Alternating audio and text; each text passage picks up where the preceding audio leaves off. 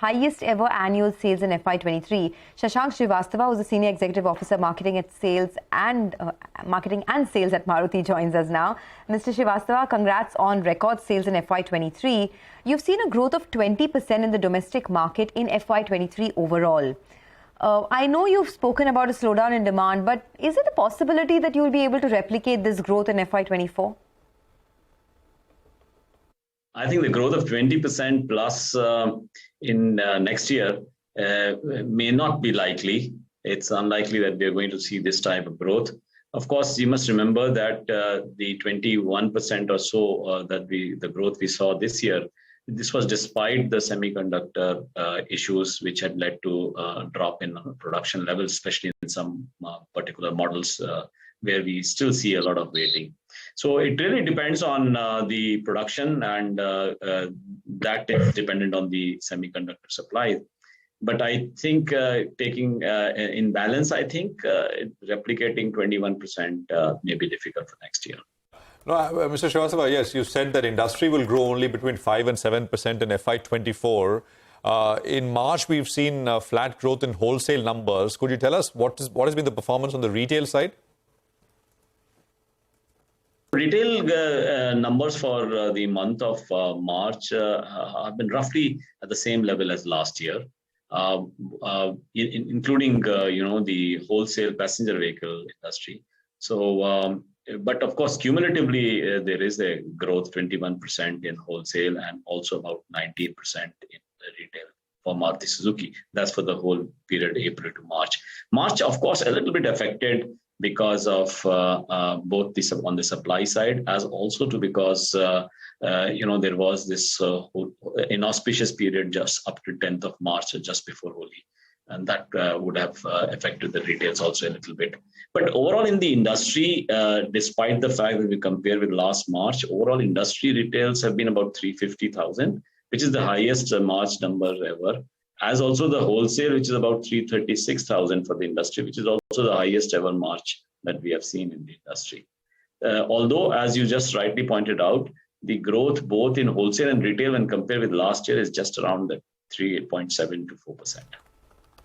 All right, so, there are some red flags in the auto sector. If I talk about impending the monsoon weakness, inflation impact, slowdown of consumption, do you see that contribute to incremental auto slowdown? There are some looming red flags which we are now increasingly monitoring because we believe they could have a negative impact on the overall demand next year. That includes first and foremost the overall economy growth itself. The auto industry growth is very, very highly correlated with the per capita GDP growth. In fact, the correlation factor is as high as 0.98, which is a very high level of correlation. Therefore, a lot depends on how the economy grows. We have factored in about 6.5% growth, 6.4 to 6.5% growth for the overall economy. But there are some noises coming in that it could be between 6 to 6.5 with a negative bias.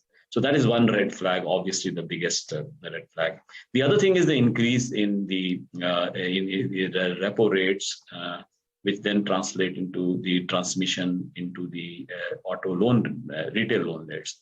The auto retails in our country, 80% is through financing. And therefore, changes in the interest rate for auto loans can have a negative impact. We have seen since May of last year when the central bank started tightening the rates from about 4% to the current 6.5%, a 250 basis point increase. And that has more or less started now completely getting passed through into the auto retail loan rates. Okay, that's on the domestic side. Got that. What about exports? What growth are you projecting for exports this time around? You have a large exposure to a lot of markets, Africa, Latin America. Those are markets that have been, a bit volatile. How have those markets performed in March, and what's the expectation? Our growth in export this year was from 2.38 lakhs in 21-22 to almost 2.6 lakh, 2.59 something lakhs in this year. And going forward, we are projecting a small growth there as well. And we do not have a very large exports to such countries as Europe, where obviously there has been quite a negative effect as far as the overall economy projections are concerned. But our exports for Latin America, Middle East, and Africa have been steady and strong, especially, for example, in Africa, for South Africa, Ivory Coast, Ethiopia, and these areas that have seen pretty strong demand.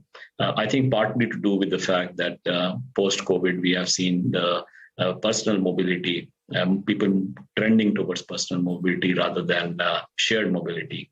And that demand has translated into a demand for the cost-effective vehicles.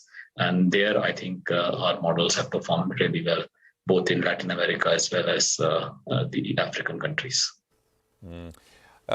Srivastava, I just want to look at the pre-open rates as well, which are starting to come through. If you can quickly do that, it's a much better screen as compared to what the SGX was indicating.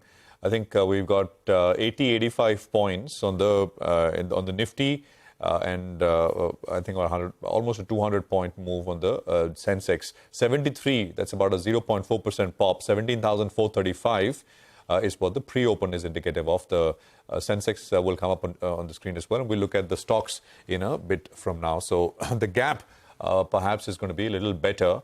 And why not, given the fact, of course, that the handoff from US on Friday was pretty solid. Now, back to Maruti. Mr. Srivastava, let's talk about your market share. That was 42% as of FY22. Where are you in the journey of getting to that 50% mark that you had actually guided for? And specifically, how much was the SUV market share for you at the end of the month of March? Our market share for 22-23 is just above 42%. And in the non-SUV market, of course, our market share continues to go up beyond 65%, in fact. And as I mentioned earlier, our objective is to get to that 50% market share. But that may be over the medium term. And immediately next year, we do see an improvement in our market share thanks to the SUV vehicles that we have introduced, and the sales of which both the Fronx and the Jimny will start in April end, or for the Fronx and for the Jimny a little later. So, and the full year effect of the Grand Vitara, which is our mid SUV. So the combined effect of that should increase our SUV market share. Last year, our SUV market share was just about 11.5%. But in the Q4 of this year, when we have seen the good availability of Brezza and the Vitara, it's already about 18%. And going forward next year, I think we can go up to 25% market share in SUV. And if that happens, obviously our market, and we continue to maintain that 65% in the non-SUV sector, I think we are going to see a good increase in our market share next year. All right, Mr. Srivastava. Well, moving SUV market share to around 25%, that's something that the street will like. We'll track that, as well as your non-SUV market share at around that 65%. Always good hearing